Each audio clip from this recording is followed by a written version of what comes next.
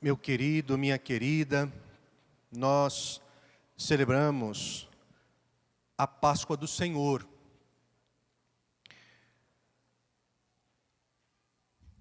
Na liturgia deste domingo da Páscoa, gostaria de destacar duas expressões entre as muitas possíveis que a riqueza desses textos nos oferece.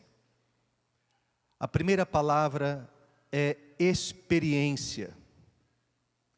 E a segunda expressão ou palavra é testemunho.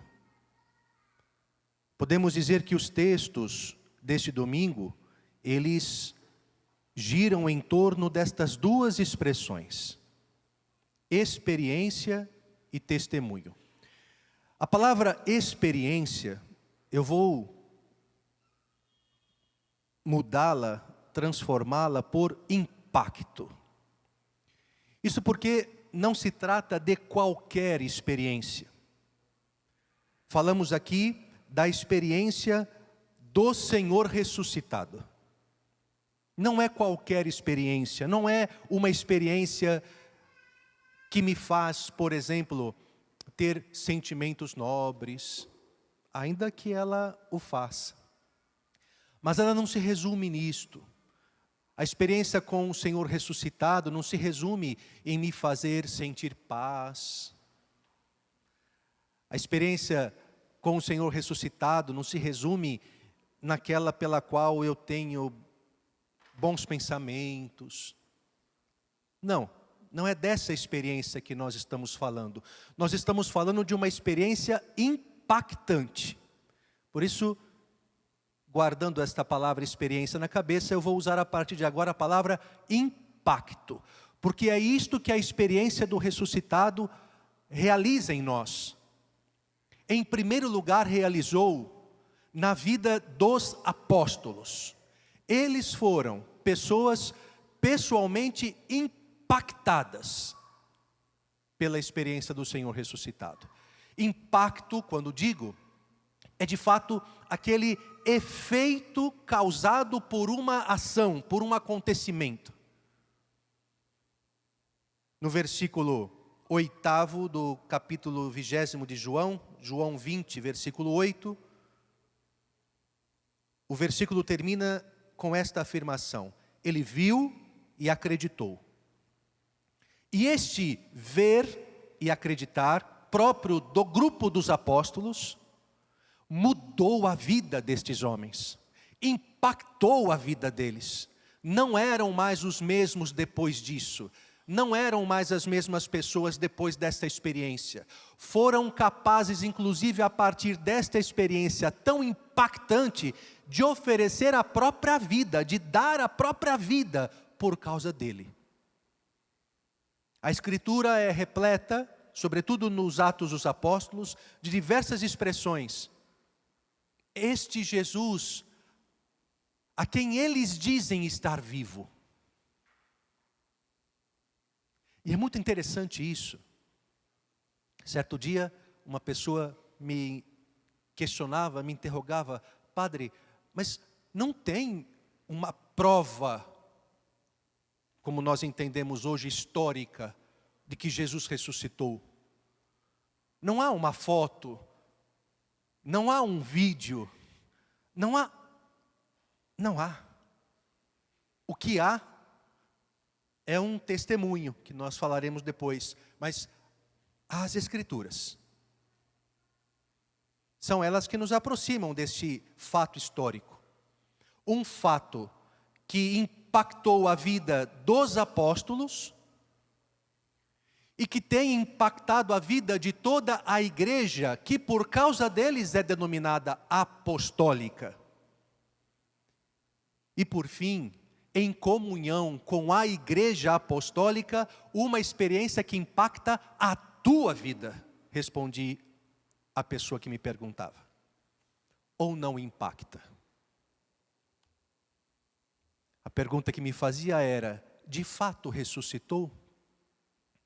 E a minha resposta foi essa: bem, o grupo dos 12 disse que sim. porque teve a sua vida impactada por aquela experiência que eles viram e acreditaram. A igreja, ao longo de todos os séculos, diz que sim, na tradição desse grupo dos 12, na tradição dos apóstolos, a fé da igreja afirma que sim. E depois cheguei nele e disse: e você? O que você afirma sobre isso? Você se encontra com ele todos os dias? Com quem você conversa? Com uma ideia? Com uma filosofia? Com uma ideologia? Ou com alguém? O que impacta a tua vida? Uma ideia? Uma filosofia? Ou alguém que você reconhece junto de si? Esta experiência impacta a vida de quem a faz. E impactar significa transforma a partir de dentro, mexe com o que está ali dentro. Nós não somos os mesmos depois que percebemos, que realizamos essa experiência de que Ele está vivo, de que Ele está no meio de nós. Isto é capaz de mudar a nossa existência, a nossa maneira de pensar. Eu passo a pensar diferente. Porque movido por esta experiência, a minha maneira de ver as coisas, eu passo a ver a vida, o mundo, as pessoas de maneira diferente. A partir desta experiência que me impactou, a minha maneira de sentir, eu passo a sentir de maneira diferente. A partir dessa experiência que me impactou, e a minha maneira de agir, eu começo a agir de maneira diferente a partir desta experiência que me impactou. Se não há impacto, eu preciso perguntar-me se eu o experimentei. Portanto, a primeira palavra é esta, e é a primeira graça a pedir constantemente: Senhor, dá-me a graça de te encontrar. Dá-me a graça, Senhor, de confirmar com a minha vida, com a minha experiência, aquilo que a igreja ensina, que o Senhor está vivo, que o Senhor está no meio de nós. Senhor, eu quero encontrar-te. Senhor, eu quero sentir-te. E tome a coragem de dizer: Senhor, mesmo que você não saiba onde isso te levará, tome a coragem de dizer: Senhor, que esta experiência impacte a minha vida. Porque este impacto, você e eu não sabemos onde ele nos levará. Por isso é preciso de coragem para pedir isso ao Senhor. Porque, repito, esta experiência só será genuína se houver impacto, mudança. Eu estou usando uma expressão atual, moderna, mas para dizer aquilo que a igreja sempre diz: se houver conversão, impacto, mudança. Todas as pessoas que experimentaram o Senhor ressuscitado tiveram suas vidas impactadas, a começar do grupo dos 12. Nós veremos isso ao longo de especialmente de todo o tempo pascal. E é desta experiência, deste impacto, que nasce o testemunho. Não há testemunho sem experiência, porque ninguém pode oferecer aquilo que não possui. Não há testemunho sem impacto. Eu não tenho o que dizer se eu não experimentei, se aquilo não me impactou. Se aquilo me impactou, é quase que natural eu dizer: meu Deus, minha gente, meu amigo, aconteceu algo comigo. E quando o meu testemunho começa a enfraquecer, a fraquejar, a esmorecer, eu preciso voltar à experiência. Porque eu preciso ser continuamente impactado. Só há testemunho depois disso. Vamos falar do testemunho. Pegue a sua Bíblia, Atos dos Apóstolos, capítulo 10. Veja que esta palavra é quase que um refrão.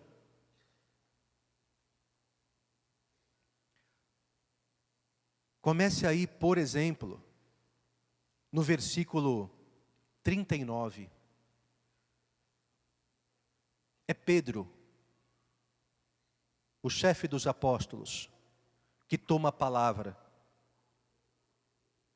E na pregação diz, versículo 39, e nós somos testemunhas de tudo o que Jesus fez.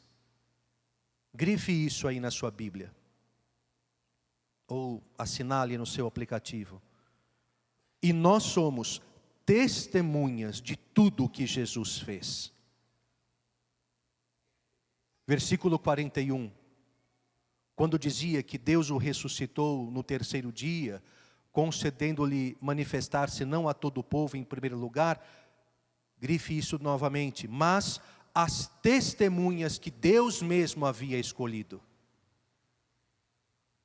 Primeiro a nós, apóstolos, continua Pedro, a nós que comemos e bebemos com Jesus.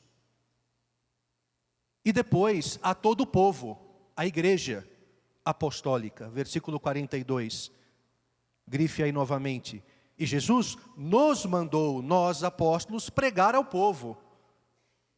E, grife aí, testemunhar que Deus o constituiu juiz dos vivos e dos mortos. 3 vezes a palavra testemunho. Porque é isto que brota, que nasce desta experiência impactante. O que nós vimos, o que nós experimentamos, o que mudou a nossa vida, nós testemunhamos. É por isso também que na segunda leitura, se você quiser também abrir aí, Carta de São Paulo aos Colossenses, capítulo 3, versículo 1, o apóstolo nos ensina, na primeira leitura é Pedro que nos fala, na segunda é Paulo, nos ensina, se ressuscitastes com Cristo, ou seja, se você fez a experiência de ressuscitar com Ele, se a sua vida foi impactada pela ressurreição dEle, por essa experiência, esforce-se por alcançar as coisas do alto. Ou seja, dê este testemunho com a sua própria vida. Então, impacto e testemunho andam juntos, lado a lado. E aqui me permita repetir, se o meu testemunho, ou quando o meu testemunho enfraquece, quando o meu testemunho esmorece, eu preciso voltar à experiência, sempre à experiência. Porque é ela que vai, impactando a minha vida, levar-me a testemunhar. Até o ponto do próprio apóstolo Paulo dizer mais para frente, ai de mim se eu não testemunhar. E isso não é uma ameaça quando ele diz, ai de mim se eu não evangelizar. Não é uma ameaça. É uma constatação, porque ai de mim se eu não tiver a vontade de dizer aquilo que muda a minha vida. Por que ai de mim? Porque se eu não tiver a vontade de testemunhar o que muda a minha vida, é porque a minha vida não mudou. É porque eu não me encontrei com esta pessoa. Quando muito, repito, com uma ideia, uma ideologia, uma coisa muito bonita, mas não a pessoa de Jesus. Já disse o fundamental, mas gostaria de me direcionar, especialmente agora você jovem. Vejo muitos aqui, graças a Deus. Todos nós, em todas as idades, nós temos alegrias no testemunho, mas muitas dificuldades. Testemunhar o que acontece na minha vida, a começar lá dentro da minha casa, é uma grande dificuldade. Testemunhar o que acontece na minha vida, lá no meu local de trabalho, lá nas minhas relações profissionais, é uma grande dificuldade. Mas eu me dirijo em especial a você jovem, porque eu sei das imensas dificuldades que você encontra para testemunhar o impacto do Senhor na sua vida, nos ambientes onde você nos ambientes que você frequenta, por onde você anda. E por que esta dificuldade maior para a tua idade? Me permita dizer isso aqui, não me leve a mal. Porque você ainda não tem a idade e talvez a maturidade de ter enraizado em si convicções. As convicções, elas vêm com o tempo, com as experiências impactantes, com as assimilações. Convicção ou convicções, elas têm raízes profundas. Pensa numa planta. Pensa numa planta. A planta, para ter raízes profundas, ela precisa de tempo. E, desculpa, jovem, você é uma planta nova. Você é uma planta nova. Bonita, viçosa, como toda planta nova é. Mas com raízes ainda, talvez não tão profundas. Ainda com convicções não totalmente formadas. Por isso, para você testemunhar, se torna mais difícil. Porque você vai concordar comigo, tem coisas que, se não fizer junto do grupo, você sofrerá consequências, você será afastado, você será rotulado. Porque simplesmente você não estava com os outros, você não fez como os outros. Mas deixa eu te lembrar, é um negocinho chato, mas ele é verdadeiro. Deixa eu te lembrar o que tua mãe te diz quando você falava para ela, ou teu pai, que todo mundo fazia e você também tinha que fazer. O que tua mãe dizia? É impossível que vocês não sabem, isso aí toda mãe fala, é o terço das mães, né? Ou dos pais. O que tua mãe dizia quando você falava assim, mãe, mas todo mundo vai, todo mundo faz? Você não é todo mundo. Dá um ódio ouvir isso da mãe, não é? Não dá? Eu concordo com você, ou do pai, né? Dá um ódio ouvir isso deles. Mas desculpa, eles têm razão, sabe por quê? Justamente por isso, porque esta é uma forma talvez odiosa de dizer que você precisa ter convicção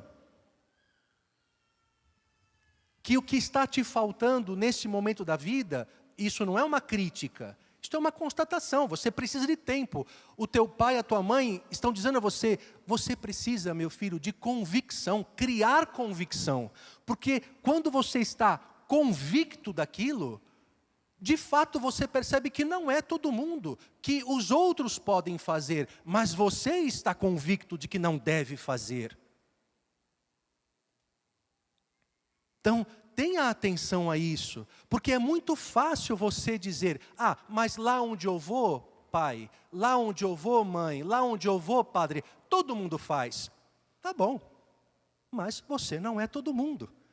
Quando você diz isso, lá todo mundo faz, você está me dizendo que o que te falta é convicção. É preciso criar isto é criar. É deixar essa raiz aprofundar. E como é que eu deixo? Com experiências impactantes. Com experiências, para usar esta metáfora do solo, que mexa nessa terra. Coloque adubo aí, mexa, faça essa planta enraizar-se mais. Experiências impactantes é que te possibilitarão dar testemunho.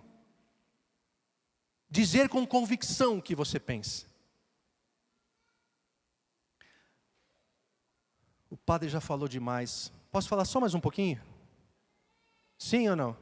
Ninguém vai me atirar tomate depois? Não? Só mais um pouquinho. Para você jovem ainda. Porque existe, e claro, meus queridos adultos, né? O que eu estou falando, né? Um bom adulto está entendendo que cabe para si, cabe para todos nós, né? Mas eu estou olhando para as plantas novas agora. Um segundo passo é este aqui. É quando eu tenho convicção, quando a minha raiz está profunda, eu ajudar a raiz do outro. Sabe como é que funciona? Os biólogos aí me ajudem, né? A floresta, né? A floresta funciona, ela é um paredão, né? As árvores, muito juntas da outra, elas se ajudam. E o biólogo sabe que as raízes das árvores, elas se entrelaçam. Não são raízes, cada uma ali no seu... Não, elas são juntas porque elas estão entrelaçadas. Ali existe força conjunta. Então, claro, a primeira coisa é eu me preocupar com a minha raiz, é eu ter convicções. Porque uma árvore, por mais que ela esteja no meio de centenas na floresta, se ela não tem raiz, ela vai cair sobre as outras. Mas depois que ela tem as mínimas convicções, ela entende que essas raízes elas vão se juntando com as outras. Agora eu vou te dizer uma coisa que vem depois disso. Não basta só eu não fazer por convicção. Eu preciso olhar para o ambiente onde eu estou. E se meu companheiro está fazendo, aquilo me pertence. Porque senão eu escuto de alguns assim, padre, eu não faço, mas fico na minha. Eu deixo o outro lá que faz, fazer o caminho dele. Padre, eu estou na boa, eu estou na minha, eu estou na festinha, eu estou ali na balada, eu estou na boa. Mas eu estou vendo que as coisas estão acontecendo ali, mas eu estou na boa. Meu querido, sabe quem fez isso? Caim. Já ouviu falar de Caim? Caim fez isso. Quando o Senhor procura Caim, eu estou indo longe demais, mas eu vou terminar. Quando o Senhor procura Caim, o Senhor diz assim, Caim, onde está teu irmão? Qual a resposta de Caim? Ele se volta para o Senhor e diz assim, por acaso eu sou o guarda do meu irmão? Quando ele faz isso, quando ele fala isso, ele já tinha matado o seu irmão. De alguma forma, meu jovem, nós somos responsáveis pelos colegas, pelos amigos. Claro, cada um tem suas raízes, tem que buscar as suas convicções. Mas chega um momento em que eu sou responsável pelos meus amigos, pelo ambiente. E termino dizendo, é por isso que, acredite nisso, nenhum ambiente me condena. Nenhum ambiente me leva para o inferno. Não. Eu é que preciso entender que tipo de convicção eu tenho e tem aquelas pessoas que estão ao meu redor para que aquele ambiente continue sendo saudável para mim. Um exemplo disso? Tempos atrás, vários me perguntaram assim, padre, como chama? Pular carnaval me leva para o inferno? Eu sei que outras pessoas dizem coisas diferentes do que eu vou dizer por aí, mas eu respondi com sinceridade, você acha mesmo que você pular carnaval, isso vai te levar para o inferno? Claro que não, meu querido. Claro que não. Só que você precisa saber onde você está. Você precisa analisar o local onde você está, o que acontece ali, porque em primeiro lugar você precisa ter convicções. Senão o bloco te leva. Você precisa ter raiz, senão o bloco te leva onde ele quiser. E claro, verificar a tua raiz e a raiz daquelas pessoas que estão ao teu lado ali. Se você entende que aquele ambiente não prejudica as tuas raízes, não há problema algum. Não há problema algum. Agora, se você entende que aquele ambiente começa a prejudicar tuas raízes, é hora de você se plantar num outro canto, num outro lugar. Então, meu querido, desculpa que o padre falou demais. Experiência do Senhor ressuscitado e testemunho. Para testemunhar, eu preciso ter quanto mais raízes profundas, convicções que nascem desta experiência, em primeiro lugar. E em segundo lugar, contribuir com os meus pares que estão comigo. Se o ambiente nos permitir, ali é o nosso lugar. Se o ambiente não nos permitir, até aquele momento nós devemos nos retirar. Até que tenhamos raízes profundas para testemunhar também ali. Chega, né, Padre? Louvado seja nosso Senhor Jesus Cristo.